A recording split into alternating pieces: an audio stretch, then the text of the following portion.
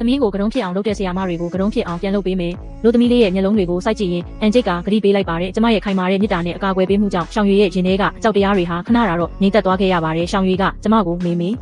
ဘာဆက်လုပ်မှလဲလို့တုံရီတဲ့အတန်းနဲ့မေးတဲ့အခါကျမကလှုပ်တင်တာကိုလှုပ်မှာပေါ့အခုမျက်နှာတစ်ထမင်းစားမေတို့အားရှိမှအလုပ်လုပ်လို့ရမှာလို့ပြက်ပြက်သားသားဆိုပါတယ်ထမင်းစပွဲမှာရှောင်ရီဟာစိတ်မသက်မသာဖြစ်နေပြီးစံပြုတ်ကိုတစွန်းချင်းအသာလေးတောက်နေမိတယ်ကျမကသမီးကိုကြည့်ရင်အကုန်စားလိုက်သမီးအတွက်ပရိုတင်းတက်လိုအပ်တယ်လို့တိုက်တွန်းရင်းသမီးကိုအားမွေးခိုင်းနေပါတယ်ကျမရဲ့သမီးကိုရုပ်ပိုင်းဆိုင်ရာရောစိတ်ပိုင်းဆိုင်ရာပါခိုင်မာအောင်အရင်ဆုံးပြင်ဆင်ပေးခဲ့တယ်ကျောင်းသွားဖို့ပြင်ဆင်တဲ့အခါမှာရှောင်ရီကသူမရဲ့အားနည်းချက်ကိုဖုံးကွယ်ဖို့အတွက်ဥထုတ်ဆောင်ဖို့ကြိုးစားပါတယ်ဒါပေမဲ့ကျမကသူမရဲ့လက်ကိုအသာအရာဆွဲထားလိုက်ပြီးဥထုတ်မဆောင်နဲ့လို့ပြောလိုက်တယ်ရှောင်ရီကဒါပေမဲ့သမီးကြောက်တယ်လို့ညင်းဖို့ကြိုးစားပေမဲ့ကျမကမေကိုကြည့်ငါသမီးလေးကအရန်လာတာဘာမှဖုံးကွယ်ထားစရာမလိုဘူးရှက်ရမှာကသမီးမဟုတ်ဘူးသမီးကိုအနိုင်ကျင့်တဲ့ကျောင်းကလူတွေသာရှက်ရမှာလို့ဆိုပြီးသမီးရဲ့အင်ဂျီကောလာကိုတေးသေးချာချာပြင်ပေးခဲ့ပါတယ်ကျမတို့ကျောင်းကိုရောက်တဲ့အခါကျောင်းသားတွေရဲ့စူညံတန်တွေဝိုင်းကြည့်နေတဲ့အကြည့်တွေကြောင့်ရှောင်ရီဟာပိုပြီးကြောက်ရွံ့လာပြီးပခုံးလေးတွေတွန့်သွားပါတယ်သမီးလေးကခေါင်းငုံပြီးလူအုပ်ကြားထဲမှာပုံကွယ်ဖို့ထပ်ပြီးစူးစမ်းပေမဲ့ကျမကခေါင်းမငုံနဲ့ရှေ့ကိုကြည့်ပြီးရှောက်သွားလို့ဆိုပြီးသမီးရဲ့လက်ကိုတင်းတင်းကင်ကကျောင်းထဲကိုရဲရဲဝံ့ဝံ့ရှောက်ဝင်သွားပါတယ်လမ်းမှာကျောင်းသားတွေကကိုကောင်မလေးကိုကြည်စမ်းသူ့စပင်တွေကဘလို့ဖြစ်နေတာလဲဓာတုကူထုံးခံယူထားတာလားလို့နောက်ပြောင်ကြပေမဲ့ကျမကတော့ဘသူ့ကိုမှမယူမဆိုင်ပဲ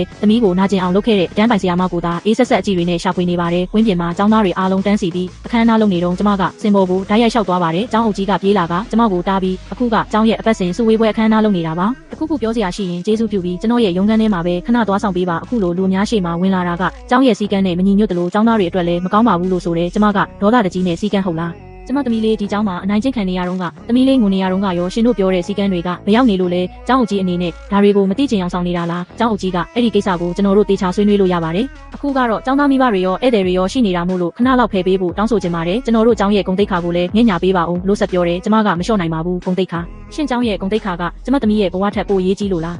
ဖယ်စမ်းငါရှိကအခုချက်ချင်းဖယ်ဆန်းလို့ပြက်ပြက်တသားပြောပြီးကျောင်းအုပ်ကြီးကိုတော့အေးမဆိုင်ပဲကြော်တက်လိုက်တယ်ကျမနောက်မှာဖြစ်နေတဲ့စူညံတန်တွေကိုလည်းဂရုမစိုက်ဘူးကျောင်းအုပ်ကြီးရဲ့စိတ်နှောက်ယှက်ဖြစ်နေတာကိုလည်းလစ်လျူရှုပြီးစင်းမြင့်စီကိုဥတီတဲ့လေကားထစ်တွေကိုတက်လန်းခဲ့တယ်စင်ပေါ်မှာရှိနေတဲ့အတန်းပိုင်ဆရာမကလည်းနောက်ဆုံးတော့ကျမကိုသတိထားမိသွားခဲ့ပြီးအတန်းပိုင်ဆရာမကဒီမှာဘာလုပ်တာလဲဒါကျောင်းသားတွေစုဝေးတဲ့နေရာအခုချက်ချင်းဆင်းသွားလို့အောင်နောက်ပါတယ်ဒါပေမဲ့ကျမကတော့အကြောက်လန့်မရှိပဲအတန်းပိုင်ဆရာမရှိတဲ့ကိုရှောက်သွားပြီးပြတ်သားတဲ့အမူအရာနဲ့ရင်ဆိုင်လိုက်ပါတော့တယ်